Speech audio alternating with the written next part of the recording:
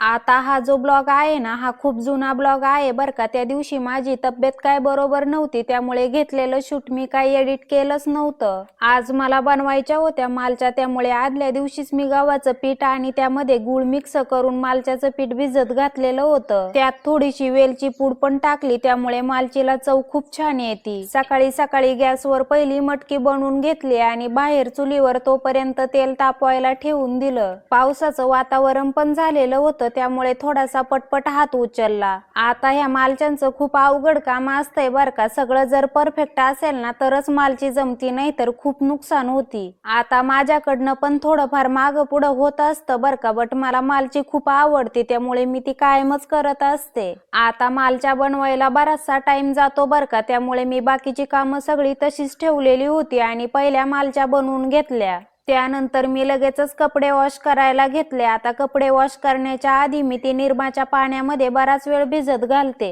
यामुळे कपडे खूप स्वच्छ निघतात. घरातली कामं तर सगळी आवरली होती, मग थोड्या वेळ आराम केला. त्यानंतर बागेतून थोडासा भाजीपाला आणण्यासाठी गेले. इकडं मी लावलेल्या सीताफळीला सीताफळ येऊन पण पिकले होते बरं का, आणि पक्ष्यांनी त्याची चव पण चाखली होती. मग राहिलेली पाडाची सीताफळ तोडून आणली. आता मुलांना आणायला गावात गेल्यावर समजलं की क्रिसची पण थोडीशी तब्येत खराब आहे म्हणून, आणि सध्या व्हायरल इन्फेक्शनची साथ जरा जास्तच चालू आहे. मग त्याला औषध वगैरे देऊन थोड्या वेळ आराम करायला सांगितला. कसं आहे ना, आधीच काळजी घेतलेली बरं. क्रिसला थोड्या वेळ आराम करायला सांगितल्यावर मी लगेचच घोसाळ्याची चटणी बनवायला घेतली, कारण मालची थोडीशी तेलकट असती. त्यासोबत थोड्याशा चपात्या बनवल्या. तर आजच्यासाठी एवढंच होतं बरं का. पुन्हा भेटूया आपण उद्याच्या ब्लॉग मध्ये. तोपर्यंत बाय बाय, टेक केअर.